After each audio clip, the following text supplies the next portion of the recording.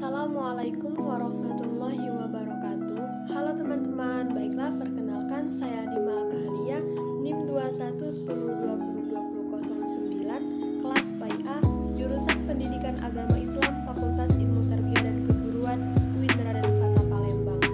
Di sini saya ingin memenuhi tugas mata kuliah Media Pembelajaran dan Sumber Belajar, dosen pengampu Bapak Dr. Muhammad Isnaini SAG MPD. Baiklah, sebelum memasuki materi, ada baiknya kita akan mengulas kembali materi pekan lalu. Materi pekan lalu itu membahas tentang pengertian media pembelajaran, fungsi media pembelajaran, dan manfaat dari media pembelajaran.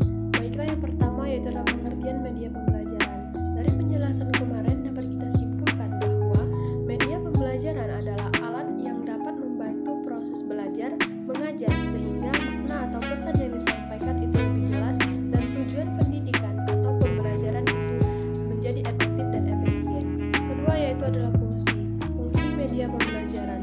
Media pembelajaran sangat penting dalam proses pembelajaran karena guru dapat menyampaikan materi kepada siswa itu lebih bermakna atau singkat, padat, dan jelas. Di mana menurut Wina Sanjaya ada beberapa fungsi dari media pembelajaran. Yang pertama yaitu adalah fungsi komunikatif, di mana media pembelajaran digunakan untuk memudahkan komunikasi antara penyampaian pesan dan penerima pesan atau antara guru dan siswa, sehingga tidak ada kesulitan dalam menyampaikan bahasa verbal dan salah satu persepsi yang menyampaikan pesan tersebut. Kedua yaitu adalah fungsi motivasi. Media pembelajaran dapat memotivasi siswa dalam belajar.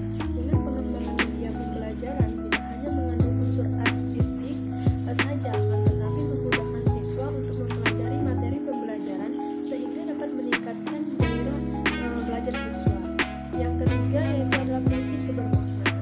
Penggunaan media pembelajaran ini dapat lebih bermakna jika pembelajaran bukan hanya meningkatkan penangkapan informasi saja, akan tetapi dapat meningkatkan kemampuan siswa untuk menganalisis dan menciptakan hal-hal yang baru.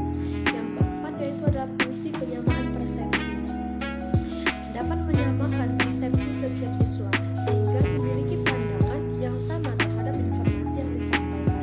Yang kelima atau yang terakhir yaitu adalah fungsi individualitas.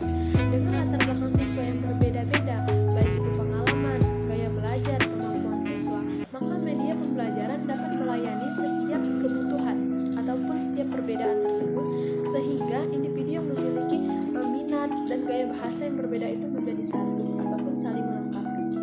Yang selanjutnya yaitu adalah manfaat media